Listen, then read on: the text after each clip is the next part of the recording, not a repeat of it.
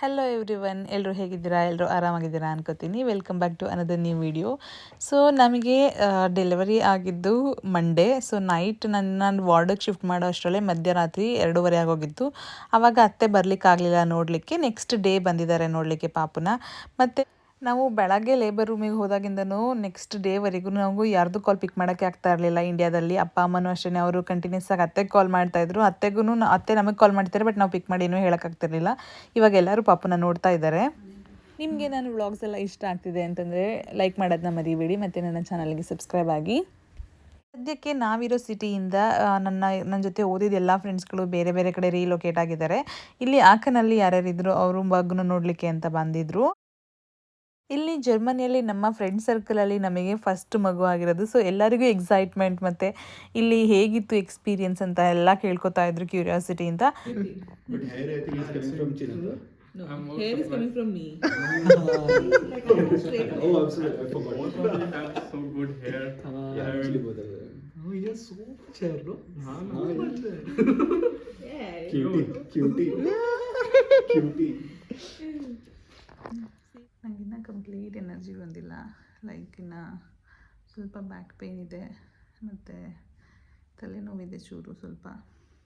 So ಇವತ್ತು actually 3rd day discharge ಆಗಂಗಿತ್ತು. ನನಗೆ breast milk ಸ್ವಲ್ಪ ಕಮ್ಮಿ ಇರೋದ್ರಿಂದ ಮಾನಿಟರ್ ಮಾಡಿ ನೆಕ್ಸ್ಟ್ ನಾಳೆಗೆ ಡಿಸ್ಚಾರ್ಜ್ ಮಾಡೋಣ ಅಂತ ಹೇಳಿದ್ದಾರೆ. ಸೊ ಮನೆಗೆ ಹೋಗ್ಬಿಟ್ಟು ಟೆನ್ಷನ್ ಮಾಡ್ಕೊಳ್ಳೋದ್ರ ಬದಲು ಇದು ಬೆಟರ್ ಅಲ್ವಾ, ಹಾಸ್ಪಿಟಲಲ್ಲಿ ಲೈಕ್ ಅಟ್ಲೀಸ್ಟ್ ನೋಡ್ಕೊಳಕ್ಕೆ ಇರ್ತಾರೆ ಅಂತ ಹೇಳಿ ನಾವು ಸರಿ ಅಂತ ಅಂದ್ವಿ. ಆ್ಯಕ್ಚುಲಿ ಈ ಊಟದ ಜೊತೆಗೆ ನನಗೆ ಮನೆಯಿಂದನೇ ಊಟ ಬರ್ತಾಯಿದೆ. ಅಮ್ಮ ಮಾಡಿ ಕಳಿಸ್ತಾ ಇದ್ದಾರೆ. ನೆನ್ನೆ ಇಡ್ಲಿ ಮತ್ತು ಸಾಂಬಾರು ಕಳಿಸಿದ್ರು.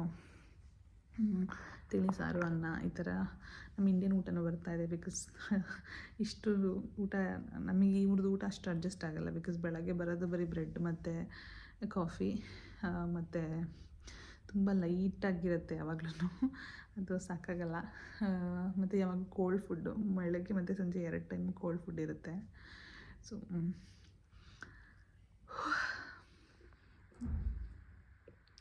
ಮಧ್ಯಾಹ್ನಕ್ಕೆ ಹಾಟ್ ಲಂಚ್ ಬರುತ್ತೆ. ಸೊ ಇಲ್ಲಿ ರೈಸು ಮತ್ತು ಒಂದು ಇದು ಕೊಟ್ಟಿದ್ದಾರೆ. ಅದ್ರ ಜೊತೆಗೆ ಇಲ್ಲಿ ಸ್ವಲ್ಪ ಸ್ಯಾಲಾಡ್ ಮತ್ತು ಇದೊಂದು ಡೆಸರ್ಟ್ ಇದೆ. So very simple plane meal. ನನಗೆ ಸ್ವಲ್ಪ ಆ್ಯಕ್ಚುಲಿ ಹಾಲು ಕಮ್ಮಿ ಇತ್ತು ಅಂತ ಹೇಳಿ ಟೆಸ್ಟ್ ಮಾಡಬೇಕು ಅಂತ ಹೇಳಿ ಬ್ರೆಸ್ಟ್ ಪಂಪ್ ತಂದುಕೊಟ್ಟಿದ್ರು. ಸೊ ಸ್ವಲ್ಪ ಕಮ್ಮಿ ಇರೋದ್ರಿಂದ ಮೆಷರ್ಮೆಂಟ್ ಮಾಡ್ಕೊಳ್ಳೋಣ ಅಂತ ಹೇಳಿ ಎವ್ರಿ 2 hours ಪಂಪ್ ಮಾಡೋಕ್ಕೆ ಹೇಳಿದ್ದಾರೆ. Miracle feeling. Nice. Okay. ಅವನಿಗೆ ನೀನೇ ಬೇಕು ನನಗಿಂತ. ನಿನ್ನ ಕಣ್ಣು ಹೆಂಗೆ ಕಾಣ್ತಿದೆ ಗೊತ್ತಾ ನಿದ್ದೆ ಇಲ್ದೇ. ಮಮ್ಮಸ್ ಬಾಯ್. ಎಷ್ಟು 72 hours ಏನು 72 hours ನಿದ್ದೆ ಮಾಡಿ? 72 ಅಲ್ಲ, ಅದು ಸ್ಯಾಟರ್ಡೇಯಿಂದ ನೆನಪಿಸ್ಕೊಂಡ್ರೆ Saturday, Sunday, Monday, Tuesday, Wednesday 5 ದಿನ ಆಗಿದೆ. ಸ್ಯಾಟರ್ಡೇ 3 hour ಮಾಡಿದೆ. 5 ದಿನ. Sunday 2 hour. Monday 0. Tuesday 3 hour, 1.5 ಗಂಟೆ. ಇವತ್ತು ವೆಡ್ನೆಸ್ಡೇ. ಯಪ್ಪ, ಒಂದು 4 hour ನಿದ್ದೆ ಕೊಟ್ಟರೆ ಸಾಕಾಗಿದೆ. ನೋಡಿ ಅವನಿಗೆ ಬೇಕಂತೆ ಊಟ. ಊಟ ಬೇಕಪ್ಪ, ಊಟ ಬೇಕಾ?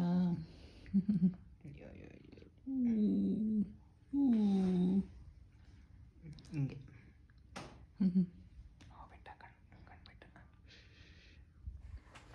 ಅತ್ತೆ ಪ್ರತಿದಿನ ಸಂಜೆ ಹಾಗೆ ಬಂದು ಸ್ವಲ್ಪ ಹೊತ್ತು ಮಗು ಜೊತೆ ಇದ್ದು ಹೋಗ್ತಾಯಿದ್ರು. ಸೊ ಅವರು ಮತ್ತೆ ಮನೆಗೆ ಹೋಗಿ ನಮಗೆ ಬ್ರೇಕ್ಫಾಸ್ಟ್ ಮತ್ತು ಲಂಚ್ ಮಾಡಿ ಕಳಿಸ್ಬೇಕಿತ್ತಲ್ವ. ಸೊ ಬೆಳಗ್ಗೆ ಹೊತ್ತು ಅವರು ತಿಂಡಿ ಮಾಡಿ ಒಟ್ಟಿಗೆ ಅಡುಗೆ ಮಾಡಿಕೊಂಡು ಆಮೇಲಿಂದ ದರ್ಶನ್ ಕರ್ಕೊಂಬರ್ತಾಯಿದ್ರು. ಕರ್ಕೊಂಬಂದಾಗ ನೋಡ್ಕೊಂಡು ಸ್ವಲ್ಪ ಹೊತ್ತು ಪ್ರತಿದಿನ ಏನಾಗ್ತಿತ್ತು ಅಂತಂದರೆ ಕರೆಕ್ಟಾಗಿ ಅವ್ರು ಸಂಜೆ ಬರೋ ಟೈಮಿಗೆ ಮಲಗಿಬಿಡ್ತಾ ಇದ್ದ. ಸೊ ಮಲಗಿದ್ರೆ ಸ್ಟಾರ್ಟಿಂಗಲ್ಲಿ ಆಲ್ಮೋಸ್ಟ್ ಒಂದು 4 hours ಮಲ್ಕೋತಾ ಇದ್ದ, ಎದ್ದೇಳ್ತಾನೆ ಇರಲಿಲ್ಲ. ಅಮ್ಮ ಬಂದು ಒಂದಿನ ಅಂತೂ ಅವ್ರು ಬಂದಾಗ ಮಲಗಿದವನು ಹೋಗೋವರೆಗೂ ಮಲಗೇ ಇದ್ದ, ಎದ್ದೇ ಇರಲಿಲ್ಲ. ಸೊ ನಾವಂತೂ ನೋಡೋಣ ಸ್ವಲ್ಪ ಹೊತ್ತು ನೋಡೋಣ ಅಂತ ಟೈಮ್ ಆಲ್ಮೋಸ್ಟ್ 9:30 ಆಗೋಯ್ತು ನೈಟು. ಆಮೇಲಿಂದ ಸರಿ ಆಯಿತು ಅಂತ ಹೇಳಿ ಅಮ್ಮ ಹೊರಡ್ತೀನಿ ಅಂತ ಹೇಳಿ ಇವಾಗ ಮೊಮ್ಮಗನ್ನ ನೋಡ್ತಾ ಇದ್ದಾರೆ. ಸೊ ನೋಡ್ಬೋದು ಇಲ್ಲಿ ಎಷ್ಟು ಖುಷಿಯಾಗಿದ್ದಾರೆ ಅವರು ಮೊಮ್ಮಗನ ಜೊತೆ. ನಿಜವಾಗ್ಲೂ ಈ ಟೈಮಲ್ಲಿ ಯಾರಾದರೂ ದೊಡ್ಡವರು ಇರಬೇಕು ಮತ್ತು ಸಪೋರ್ಟ್ಗೆ ಯಾರಾದರೂ ಇರಬೇಕು ಅಂತ ಹೇಳೋದು ಎಷ್ಟು ನಿಜ ಅಂತ ಅಂದರೆ, ಅತ್ತೆ ಇದ್ದಿದ್ದು ನಮಗಂತೂ ತುಂಬ ಅಂದರೆ ತುಂಬ ಹೆಲ್ಪ್ ಆಯಿತು. ಲೈಕ್ ಎಲ್ಲ ವಿಷಯದಲ್ಲೂ ಅಷ್ಟೇ. ಸೊ ನಾವು ಡೆಲಿವರಿಗೆ ಬಂದಾಗಿಂದ ಆಮೇಲಿಂದ ಡೆಲಿವರಿ ಆದಮೇಲಾದ್ರೂ ಅಷ್ಟೇ, ಏನೇ ಕ್ವೆಶನ್ಸ್ ಇದ್ರೂ ನಾನು ಅಮ್ಮನ ಹತ್ರ ಕೇಳ್ಕೊತಾ ಇದ್ದೆ. ಅವರಿಗೆ ಕಾಲ್ ಮಾಡಿ ಮಾಡಿ ಕೇಳ್ಕೊತಾ ಇದ್ವಿ. ಅವರೇ ನನಗೆ ಈಸಿಯಾಗಿ ಡೈಜೆಸ್ಟ್ ಆಗೋ ಥರದ್ದು ಊಟಗಳು ಏನೇನು ತಿಳಿ ಸಾರಾಗಲಿ ಎಲ್ಲದನ್ನು ಅವರೇ ಪ್ರಿಪೇರ್ ಮಾಡಿ ಮಾಡಿ ಕಳಿಸ್ತಾಯಿದ್ರು, ಬಿಸಿ ಬಿಸಿ ಊಟ ನನಗೆ. ನಿಜವಾಗ್ಲೂ ಅವರು ಇರಲಿಲ್ಲ ಅಂತಂದಿದ್ರೆ ಹೇಗಿರ್ತಿತ್ತು ಅಂತ ನನಗಂತೂ ಗೊತ್ತಿಲ್ಲ.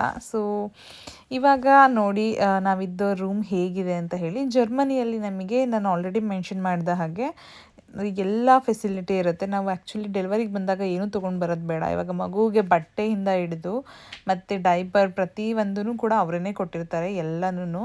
ರೂಮ್ ನಮಗೆ ಕೊಟ್ಟಿದ್ದು ಈ ಥರ ಇದೆ. ಸೊ ದರ್ಶನ್ಗೆ ನನ್ನ ಜೊತೆಗೆ ಎಕ್ಸ್ಟ್ರಾ ಇದ್ದಿದ್ದು ಅವರಿಗೆ ಪೇ ಮಾಡಬೇಕಿತ್ತು, ಬಟ್ ನನಗೆ ನಂದು ಇನ್ಶೂರೆನ್ಸಲ್ಲಿ ಕವರ್ ಆಗುತ್ತೆ. ಇಲ್ಲಿ ಜರ್ಮನಿಯಲ್ಲಿ ಇನ್ಶೂರೆನ್ಸ್ ತುಂಬ ದೊಡ್ಡ ಸಿಸ್ಟಮ್ ಅದು. ಆ್ಯಕ್ಚುಲಿ ನಾವು ಪರ್ ಮಂತ್ ನಂದು ಸ್ಯಾಲ್ರಿಯಿಂದ ಆಲ್ಮೋಸ್ಟ್ ಒಂದು €400 ಪೇ ಮಾಡ್ತೀನಿ. ಅದರಿಂದ ನನಗೆ ಇವಾಗ ಡೆಲಿವರಿ ಟೈಮಲ್ಲಿ ಅದು ಕಟ್ ಆಗ್ತಾ ಇದೆ. ಸೊ ಟೋಟಲಾಗಿ ಬಿಲ್ ಎಷ್ಟಾಯಿತು, ನಾವು ಎಷ್ಟು ಪೇ ಮಾಡಿದ್ವಿ ಅದನ್ನು ನಾನು ನಿಮಗೆ ಹಾಸ್ಪಿಟಲಿಂದ ಡಿಸ್ಚಾರ್ಜ್ ಆಗಿ ಹೋದ್ಮೇಲೆ ಹೇಳ್ತೀನಿ. ಸೊ ನೋಡ್ಬೋದು ಇಲ್ಲಿ ಕಿಟಕಿಯಿಂದ ನನಗೆ ಕಾಣ್ತಾ ಇದ್ದ ವ್ಯೂ ಹೀಗಿದೆ. ಸ್ವಲ್ಪ ಹೊತ್ತು ಅವಾಗ ಬೋರ್ ಆದಾಗ ಹೋಗಿ ಎದ್ದು ನಿಂತ್ಕೋತಾ ಇದ್ದೆ, but most of the time ಮಲ್ಕೋತಾನೆ ಇದ್ದೆ, ಆಗ್ತಾ ಇರಲಿಲ್ಲ ನನಗೆ.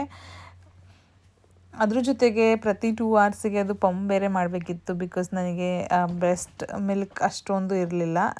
ಈಗ ಆ್ಯಕ್ಚುಲಿ ಪಾಪು ಮಲ್ಕೊಂಬಿಟ್ಟಿದ್ದಾನೆ. ಅಂದರೆ ತುಂಬ ಚೆನ್ನಾಗಿ ನಿದ್ದೆ ಮಾಡ್ತಿದ್ದಾನೆ ಅವನು. ನೈಟು ಮಲ್ಕೊಂಡಿದ್ದ, ಬೆಳಗ್ಗೆನೂ ಮಲ್ಕೊಂಡಿದ್ದ. ಸ್ವಲ್ಪ ಹಿಂಸೆ ಅಂತೇನೂ ಅನ್ನಿಸ್ಲಿಲ್ಲ ನಮಗೆ.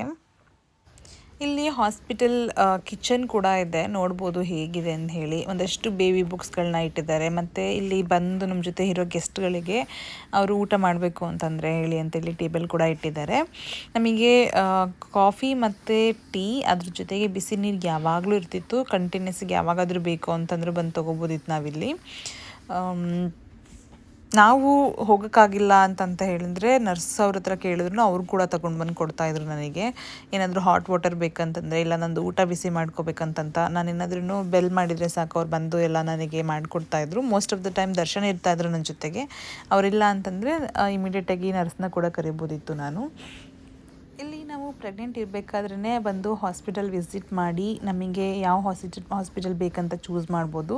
ಇಲ್ಲಿ ಫಸ್ಟು ಲೈಕ್ ಸಂಜೆ ಈವ್ನಿಂಗಲ್ಲಿ 1 ಅವರ್ ಪ್ರೆಸೆಂಟೇಷನ್ ಕೊಡ್ತಾರೆ. ಪ್ರತಿಯೊಂದು ಹಾಸ್ಪಿಟ್ಲಲ್ಲೂ ಏನೇನೆಲ್ಲ ಫೆಸಿಲಿಟೀಸ್ ಇದೆ, ಲೇಬರ್ ರೂಮ್ ಹೇಗಿದೆ, ಮತ್ತು ಅಲ್ಲಿ ರೂಮ್ಸ್ಗಳು ಹೇಗಿದೆ, ಎಲ್ಲದ್ರದ್ದು ಪ್ರೆಸೆಂಟೇಷನ್ ಕೊಡ್ತಾರೆ. ಸೊ ನಮಗೆ ರೂಮ್ ಇಷ್ಟ ಆಯಿತು ಅಂತಂದರೆ ಫಾರ್ಮ್ನ ಫಿಲ್ ಮಾಡಿ ನಾವು ಹೋಗ್ಬೋದು. ಸೊ ನಮಗೆ ಈ ಹಾಸ್ಪಿಟಲ್ ಇಷ್ಟ ಆಯಿತು ಅಂತ ಹೇಳಿ ನಾವು ಈ ಹಾಸ್ಪಿಟಲ್ ಸೆಲೆಕ್ಟ್ ಮಾಡ್ಕೊಂಡ್ವಿ.